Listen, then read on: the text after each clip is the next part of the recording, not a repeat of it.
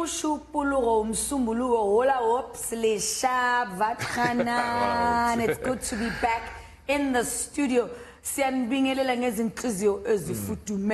It's Motivational Monday. Ay, I can feel it coming from you. Né? I can feel it. Full Collins of the North. Dis dan lekker om terug te wees, and we've had a big groot weekend in Franschhoek as well, and I hope you had a fantastic weekend. But being back in Josie really, you know, it's exactly the energy I need to really, you know, Sasha Fan Zulu. Not for sure, not for me. I want to go back. But even with that new week, new energy, well, you know, have you ever just felt heavy, you know? Like life has paused just for you. We talk about Monday motivation like it's a switch, you know, that you can just flip. But some days, you're just stuck. Stuck, you know, in a thought, in a mood that feels like it's not going anywhere slowly. Like the clouds have rolled in and you've forgotten that the sun is still there. Yeah, we've all had those moments when moving forward just feels very moeilijk, dense like cement. Well, today we're reminding you the sun hasn't left the sky. It's just hidden a little bit. Executive Life Coach Chris Hitchens joins us this afternoon to help us find a way forward.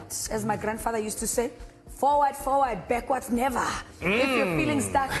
We unpacked that heavy feeling of being stuck in a moment with Executive Life Coach Chris Hitchens, who shares practical ways to help us move forward. Then we head to the heart of the music with front row highlights from Montreux Jazz Festival in Franschhoek. And later, we are joined by one of South Africa's most exciting rising stars, Lo-Fi, as he talks about his music and the inspiration behind his debut album, Nosange. So stay with us. Ain't like, Let's Connect starts right now. Yep, die prinkie. So I'm going to have something. When is Zanila? The brew is spilling fast and furious, unlike Tiger Woods, who slows down traffic for all the wrong reasons. What? Maybe my guy tried to overtake a try on Jupiter Island, rolled his SUV, crawled out the passenger window, looking like a man who just remembered he left the stove on in 2009. But the breathalyzer read was like 000, so which means he was technically sober, and he was apparently just moving like a jam printer, or maybe when you don't read the instructions on your tumble dryer. Yeah, well, I'm a breathalyzer say America was Yeah, but the man has played golf professionally for 30 years. You'd think, you know, he'd be able to find the hole to use. He uses every day to get out of his car. But this is quite interesting. Donald Trump actually came out with the whole, he's my brother, you know, like that. I don't know where the buddy, he just made a mistake. I don't trust Donald Trump. But I think we have a sound about what he said. Okay, let's I go. feel so badly. He's got some difficulty. There was an accident, and that's all I know. Very close friend of mine. He's an amazing person, amazing man, but some difficulty. I don't know if in 2026, in March, I need Donald Trump to be my backup guy. It's rough. It's rough out here, man. But guys, Justin Timberlake had to face the same music for the same charge. Britney Spears had to face the same music. Yeah. What's different here? Oh wait, Tiger Woods is dating Vanessa Trump. So but everybody's saying he's been arrested for DUI, but how are you arrested for driving under influence if there's no influence happening? Okay, but yeah, that's probably not my battle. But I think Donald Trump is always about making everything great, but it's so not making golf great again. But also, and I feel attacked here, you know, as a 50 person. At 50, shouldn't the only thing anyone try to get out of be, you know, a bad relationship? I mean, Selena Gomez is trying to do It does. It does sound okay, because how is it normal that you want to just go and be with someone else while you're married to someone? No, but wasn't like Selena going on and about this guy, how they were like, you know, took it and went to therapy and they can own their emotions? Something is fishy. I'll tell you what is fishy a little bit later. Well, Usher also might need some therapy because there's definitely something fishy going on there. Well, I don't even remember. We spoke about him last week. Now, 50 Cent is actually clapping back following, Usher's defense just the other day of Diddy, saying Diddy, the artist, deserves some credit. Now, remember that Usher, just like Justin Bieber, was mentored by Diddy. And like Justin Bieber was also, a teenager when he was mentored as well. So 50 Cent heard Usher standing up for Diddy, so he went straight to the archives, my bro, and he posted a video of a teenage Justin Bieber being mentored by Diddy. Now, the same way Usher was mentored at the same age. Okay. It was deep. I don't know, this guy's beef is deep. He was standing there in front of, they were standing in there and they were saying, we're going to do all these things today. Some things might be not so legal or what. And yeah, it was quite weird for him to have a teenage boy in his house that's not even related to him. I don't know when this became normal. Yeah, Diddy must just stay in his orange overalls. Usher should have just focused on his teenage boys and... Yeah, and 50 is very Usher obsessed. must just focus on his Yeah, he's got sons. I mean, really, that's what he must do. And 50 Cent needs to stop being such a troll and learn sometimes to just walk away or drop like a 50 Cent. Sy het gekom van Franshoek en jy kon gee pak slaaf vandag lyk dit by. But speaking of people, people that are actually, at exactly knows when to walk away is Verushka Singh. Now, she was crowned Mrs. South Africa 4 months ago. Now, she made history as the first Indian woman to win the pageants. 24 years in history. Can you believe that? That's really well done. But she looked at the crown and she took a look at the family and she said, thanks, no thanks, sorry, not sorry. What do you think about that? This whole Mrs. South Africa thing is just a lot. Quite frankly, I just think wives should stay away from this pageant because all the stuff I know about this pageant, it's either divorces after the fact or lots and lots of cheating. Should Mrs. South Africa for any reason not be able to fulfill her duties, the first princess will automatically step in. I mean, obviously this is what's happening. So Verushka looked at everything on her plate and said, ain't like my family needs me more. Because I mean, if you look at the track record of some of the former misses, no, the only thing I'm wondering quickly about is like, was it her? Was it the husband being like, hey, brah? Do you know how much money the husbands spend on the missus winning the Mrs. South Africa thing? Because your husband has to have money for you to... Yeah, kuningi on that pageant. So to tell my partner, no, there's going to be no Mrs. South Africa for you, even though she has the same name. Well, she came, she saw, and she conquered, and then she was like, I'd rather be Mrs. Singh than the country's Mrs. Good choice. Ek sê jou.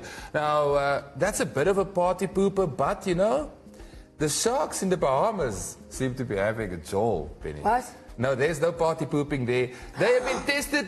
No, I'm telling you. Somebody threw the stuff They've in the been tested positive for drugs. The sharks. You guys. The other day it was the shrimp in the UK. Now it's the sharks in the Bahamas. And we're not talking about KwaZulu-Natal. At this point, the entire ocean is one big nightclub. Something is fishy there by the waters. Are they all wide-eyed waiting for Kanye West to drop his new album, maybe? No, I mean, they are pumped and ready to go. You know what I'm saying? I can't. The sea popper must investigate what gaan aan, under the sea. Pella, I haven't eaten shrimp for 2 weeks, and I struggled actually in Franschhoek. Are you sure? Yeah, because I don't know how far the stuff goes. Well, they go very worried. far. They really go far. But now I can totally see why as well, Penny, because you don't need your lunch having actually more energy. When you say a high tea, you mean just, noon. I do. But look, whether it's sharks on a bender or Kanye playing hide and seek with his music, the world is clearly doing its own thing right now, and it's going down like James Brown. Look, it looks like Kanye's album has resurfaced. A video of Father is making the rounds on social media. Or is it just that video that is doing, I don't know. Where's the album? I'm telling you, the album is close. It's very close. I think he wants to just show us how he changes the narrative. you know, of an artist being in control of his own music. But while we think about that, after the break, this wonderfully dressed lady, Penny, sits with executive life coach Chris Hitchens to talk about how we can move past those moments of feeling stuck. Maybe that's how he feels. Something, you know, we all can definitely relate to at one time or another. Now, if you've been feeling a bit overwhelmed or unsure of your next step, this is a conversation that you do not want to miss. Yep, it's coming up after the break. But on that kind of stuff, I blame Kim. Aye. So let's get you unstuck after the break. Arme Lewis Hamilton.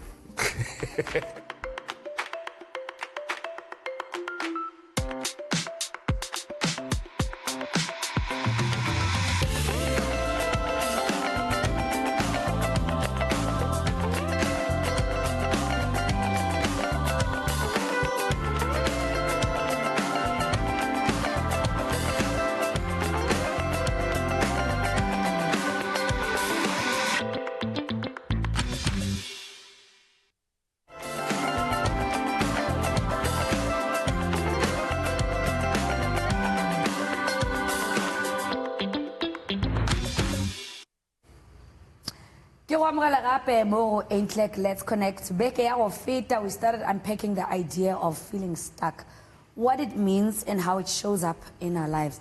But we also know that there are moments when it goes deeper, when it's not just a bad day, but something heavier. So what do we do when we feel overwhelmed, stuck in a moment of despair or hopelessness? To help us and guide us through that, we're joined again by Executive Life Coach Chris Hitchens, and he is in studio with us. Good afternoon. How are you, Chris? Nice to see you, Penny. Nice to see you too. So let's recap. What does it really mean to be stuck in a moment? Yeah, so here we're talking about chronic stuckness. Previously we spoke about being stuck, and we can get stuck between wanting to change but not knowing how to change, or not being prepared to pay the price of change. But this is when we really stuck. I think it's deeper. We're talking here about feelings of deep despair and hopelessness, which is becoming disabling. We lose our ability to cope. I think that's what we want to talk about today. So also, you know, just in that sentence itself saying being stuck in a moment, what's the difference between stuck in the moment and feeling stuck to a level of hopelessness? Yeah, so it's a depth, I think. So we're still coping. Sometimes when we're stuck with a problem, we may want to lose weight, or we may want to change our job, or we may want to do something else in our lives, but it's not at the depth that I'm talking about here. So stuck in a moment, we're saying we're really feeling stuck and trapped in something deeper than just standard, you know, we're not coping anymore, I think is the point. Yeah. We're still coping sometimes when we're stuck with certain things, but now we're moving to a level of, I'm not even coping anymore, I'm so stuck. Yeah. What are some of the practical things that one can do to actually sort of like get them moving forward a little bit, like a step? Yeah, so I think the very first thing is we've got to acknowledge that we're in trouble. We've got to acknowledge that something's wrong to ourselves and to other people. And then some of the things I think we can do is we've got to stay in the present moment. So we've got to understand that depression lies in the past. It's something we haven't processed in the past. In the future, there's something we're anxious about, and we're worried about something in the future. And the only time we can really solve this problem, a deep problem, is in the present moment. So the first thing is in the present moment. We need to become aware of negative thought spirals. So understanding that our thoughts can impact on our feelings, and our feelings impact on our behaviors, and then that can loop back into our thoughts again, and just creating this very negative spiral. Okay, so actually just reminding me of a conversation I was having with someone over the weekend. One of the things that I struggle with when I can hear that someone is obviously feeling stuck, it's the language. Like nothing is, it's like their language really sounds like hopelessness. So those thoughts and that cycle creates this energy that leads to this particular moment that you're talking about.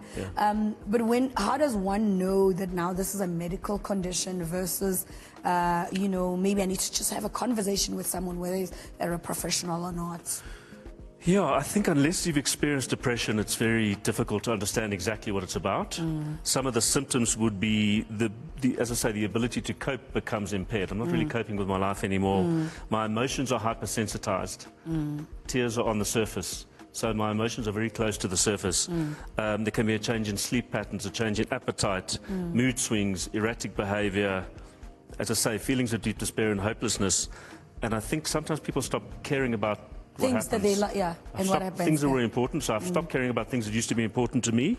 And sometimes people start talking about giving up completely, right? So that could be even to the extent of ending it all, suicidal thoughts or ideation, which is obviously really, really scary. So obviously professional help comes at a cost, you know, it comes with you having to spend money, then there's medication, and then for some, there's a little bit of a shame of like, I'm getting professional help, then it means that I'm not able to manage my life, you know, so to say. How does one overcome that mindset, so to say? Yeah, that's important. Let's talk about the stigma. So first of all, I want to say, you know, it is important to reach out and get professional medical help. This is not medical advice. It's really important to reach out to specialists. Medication is definitely a consideration. I mean, it's a personal choice, but medication can help people cope in the short term to try to feel better again. So it is something that people should consider. Just in terms of the stigma, I think it's very, very important that we prioritize our recovery, not worry about what other people think. There's a wonderful Dr. Zeus quote which says, "Those that matter don't mind, and those that mind don't matter." Don't matter, yeah. I'm not ashamed to say here live on air that I've had clinical depression. I've been medicated for that. It was a while ago. I've fully recovered. I'm not on any meds anymore, and we can make it through that maze. It's difficult, but it can be done. But I don't worry too much about what people think. I don't think it's their business. We've got to focus on ourselves and on our recovery. Yeah, and I think it's very important to, like, you know, always look at the man in the mirror and what is best for you at that particular time, how to get yourself out of that situation. So for a lot of people, they carry this shame, which also comes with silence of not wanting to share. And you know the saying, you know, a problem shared is a problem halved. So even if I might not say to you, do something, but you talking about it kind of helps. Yeah, I think support is absolutely key. Love really is the most powerful drug. So we've got to reach out to the people that care about us. They want to know, and they are probably stronger than you think. Sometimes we think you're protecting people from the truth, but I think we have to reach out to our network. We have to reach out to the people that care about us, to our families and our friends, and talk about it. As I say, I don't think there should be a stigma to this. You know, for a heart condition, chemicals help people cope. They need beta blockers or they need blood thinners. And for a brain condition, why is it not okay to get chemicals to help us to, you know, dial up our dopamine or serotonin? Why is it okay if it's something wrong with the heart, but if it's something that we need for our brain, it's a problem? It should be okay to talk to people about this. That's true. So family and friends, obviously, you know, could be some of your allies and people who could be able to help you cope so that you can understand whatever it is that you're going through, instead of focusing all your energy on the judgment of how are people going to, you know, what they're going to say or to think about me. And judgment, shame, all of those. I mean, some of the tips for people to overcome that, Coach? Yeah, so I think accepting and acknowledging our situation is the first absolutely critical thing we need to do. Reaching out for help, personal, network and professional. Prioritizing yourself and your recovery. And then understanding that this is simply a moment in time. You are going to feel better, but sometimes we can get stuck in that moment where we think it's going to last forever. But nothing actually does last forever. Yeah, that's this too true. shall pass is, I mean, I know it sounds trite, but it is true, right? Nothing lasts forever, and a minute only lasts 60 seconds. A day only lasts 24 hours. We just need to hang on and, you know, keep on walking, right? So when we're stuck in that feeling, sometimes we can't even get out of bed. We're not sure how we're going to get through the day. We've got to find a purpose. We've got to just keep, as I say, keep on walking, and eventually the only way out is through this, right? We've just got to keep going. Yeah. Well, like you said, you know, you dealt with clinical depression. I've also dealt with that, and postpartum depression as well. And I had to learn and teach myself, you know, to get up sometimes just get out and walk, you know. Yeah. You can start with a 30-minute walk, Yeah. you know, drink your water, do some breathing exercises. Yeah. And just like you, I'm not on anything because I didn't want to get on anything. I wanted to learn how to manage my life versus looking for things that can help me cope. Exactly. Yeah. Exactly. Well, your final thoughts as we close off for today? Yeah, maybe one thing. So there's a little trick from cognitive behavioral therapy that might help. The 3 C's. Why did you make the trip to Franschhoek? Actually, we live here around here in Franschhoek. Yeah. So this is our first time attending this jazz festival, and we're super, super, super excited about it. So let's hope we are going to have a great experience about it. Yeah, and you, from where are you? And also, why come to Montreux Jazz Festival between these beautiful mountains? I came to see DJ Sabse. Yes, and I'm staying at Krondal, around Franschhoek. What's Omidrai? Sorry? Omidrai. Yes, just around the corner. Oh, that's fantastic, man. You guys must enjoy it.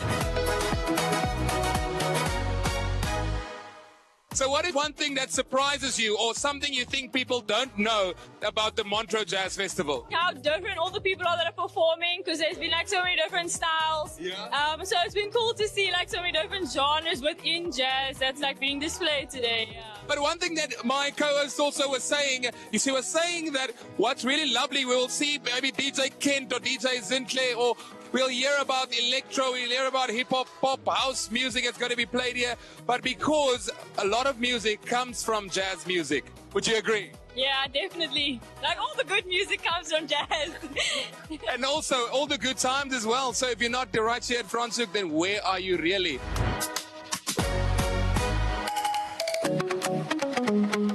So at the Montreux Jazz Festival, it's so funny. There's a song playing at the back. I think it's Wet, Wet, Wet. And it's like with a little help from my friends. And I bump into my friend. with my friend. Celeste, how are you doing? I'm great. How are you? Good to see you. No, lekker. You know, it's so crazy because she's always on the radio. She's always in a good vibe, on good hope. You know what I mean? Now, I'm on air now. Don't tell him. Okay. Oh, no. Tune in. But tell me, what has been the surprising thing for you about Montreux Jazz Festival? Listen, surprising thing is that this is the first time that they are here, and this is already it. Do you know what I'm trying to say? Yes. I was saying earlier, they've ticked all the boxes.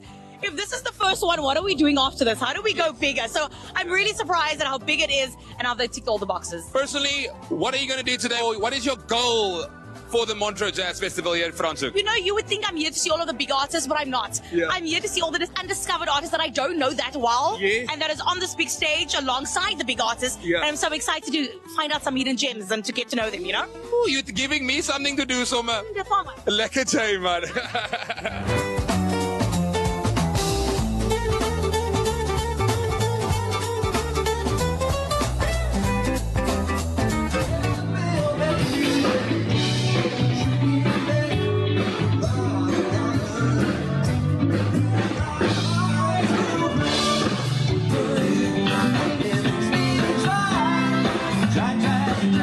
Well, you know, you can hear the music, you can feel the music. I mean, you can almost feel it in your fingers. Wet, Wet, Wet is here at Montreux Jazz Festival. Now, everybody thinks they know Montreux Jazz Festival. They know, you know, it started in Switzerland and everything. But what is something that they don't know that you have starting to realize right here in South Africa? Probably just the variety of music, everything from soul to funk to so it covers multiple genres internationally.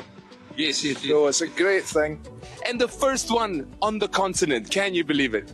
It feels absolutely amazing. I mean, obviously to be part of this great band, but also to be able to do amazing things like this and come to beautiful countries like South Africa and be part of the first festival over here. So yeah, it's just a stunning place. The view from the stage, you know, with the mountain backdrop and everything. Amazing people. We feel very, very blessed to be here. So yeah, so thanks for having us. What is it that bring you guys back here? Because I know you guys are no stranger to the RSA, you know? Is it now in your DNA? I hope so. I think it is. I think it's just, I sort of touched on this, you know, the connection. Yeah. We don't speak the same accent in terms of language, yes, but we speak, and it's a cliche, we speak the musical language, yes, and people can relate to music in a way that words can never convey. It's about connecting. I've subsequently found out we are sort of jazz informed, you know. I didn't even know what a jazz chord was. Yes, but we've been using them seemingly, you know what I mean? Yeah. And that to me is the power of music, you know. It's not just about, it's about trying to express yourself in a musical way. And for me, that crosses boundaries of countries, of languages, of different cultures. And that's what I love about this. Seeing some African people, seeing some European people as well, seeing some people from different continents and absorbing some of the music. So that's what I would love. That's what I love.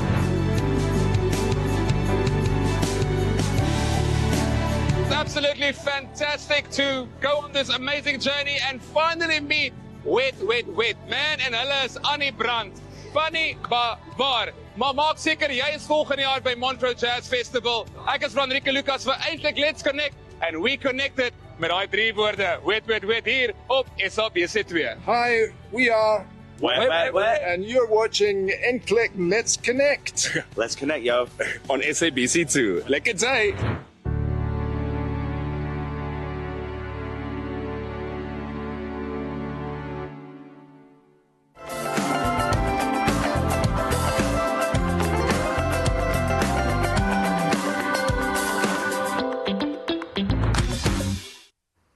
Well, awesome stuff. Franchu brought the fire, and of course, the Montreux Jazz Festival was pure energy from start to finish. Oh, it was so great for me to really meet that people, man. It was so nice. It really was. And nostalgia, having that 3-letter word in my aura was really lekker. I'm talking about wet, and love is all around, and it just hits you differently when it's in the winelands. Love is all around me.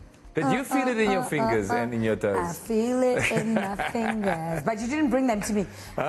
Because you were busy. Yeah. You were busy taking well, photos. Total throwback then. Royce and Murphy flipped the script. Avant-garde looks, that voice. She turned the whole space into a high-fashion dance floor as well. Yeah, no, a full experience. And then also Tandiswa was also on fire and she owned the stage. I don't know if you checked that out as King Tar, of course. Yeah. Pure class, love Jesse Clegg and Saki, Mandisi, Janchis, Vusi Maslasela. Man, the whole experience was one for the books. It really felt like a homecoming. No, but for me, it's interesting because if this is the benchmark of future, Montreux jazz festivals in South Africa, I'm really very excited to see what is going to be coming our way next year. No, it's going to be bigger and better and brighter and more amazing. I mean, I had a great time. I met some interesting people, hanged out with some interesting people, checked some interesting things. Yeah. Yeah. But can I ask for more? No, it's fine. What? But okay. I went to the vineyards. Is it? Met some billionaires. Oh, hanged the out B with word. cool people. I just wanted her to say it to you because she's been telling me the whole day about Well, also something I need to tell you about after the break, we're also chatting to one of South Africa's most exciting rising stars. And I can't wait for you to meet him because he's also excited to meet you. Awesome stuff.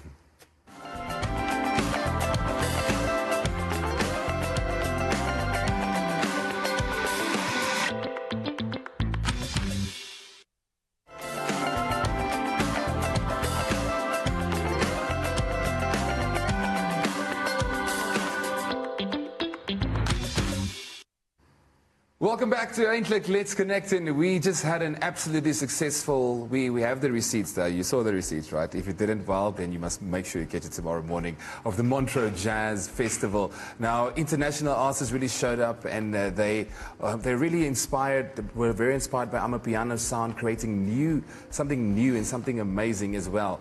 Now, just as inspiring, we have Lo-Fi here today, whose debut album features a unique sound. He's been carving, and everybody has been craving it as well. And it's in tribute to his late mother. He's joined to talk to us about, he joined us to talk about his music, his journey, and also the message behind it all. My brother, how are you doing, man? Welcome to the show. Thank you for having me. No, it's like a man. So I just want to, because I'm looking forward to hearing more about this album. But first of all, how long did it take? I think so. I started working on the album last year, January, beginning of the year. I had to finish it because it was dropping in Feb. March 27th. So I had to finish it like sometime around Feb. I stopped recording sometime around Feb because for whatever reason we just keep recording and recording. But yeah, just a year, I think. Yeah. It just took you a year as well. Yeah. Now I'm excited to share the news because I mean scrolling on the internet, checking it out because I wanted to know who's this man everybody's talking about, you know, and maybe let's chat a little bit later about how many streams and stuff and what has been happening since Friday as well. But if we're going back as well, you know, so you just want to first of all say, you know, and my sincere condolences to the passing of your late mother as well. Now you said this album was made as a tribute, you know, to your mother. What emotions did you go through to create such an album? Yeah, actually went through a lot. The ones that were around me at the time, no. I had like mixed emotions about the album. A lot of depression, anxiety. Also times where I'd be actually happy and confident about it. It got to a point where it was a thing of, you know what, it's fine. I didn't want to cling on to it so much anymore because it just took a very huge toll like on me emotionally. Yeah, it's not an easy thing, especially to talk about those kind of things on music, because we'd rather sing about like, you know, money and lifestyle and whatnot as rappers. But for me to tap into that bag, it was actually very different and very challenging for me. So, yeah. No, I can understand. Now, did those emotions influence all the tracks or only some of them? I'd say some of them. Because it does also have like a trappy vibe, like for good times, you know. Yeah. It's not just like sad music or anything like that, but mostly it's just like relatable songs. That's what I'd like to call it. Yeah. Okay. And so speaking about, you know, all these tracks now, what song are you going to be performing for us today? Because I'm really looking forward to that as well. And you know, why? What is the inspiration behind that song? So the song I'm going to be doing today is called Etegwini featuring Sjava and Shri. Crazy song. It was, I made it. Dropping big names here. Just me. So I made it, I think I was with my producer, Kant. Yeah. We were supposed to go to Durban on that day. I think we made the whole song in like 20 minutes, the beat and also me recording vocals on it.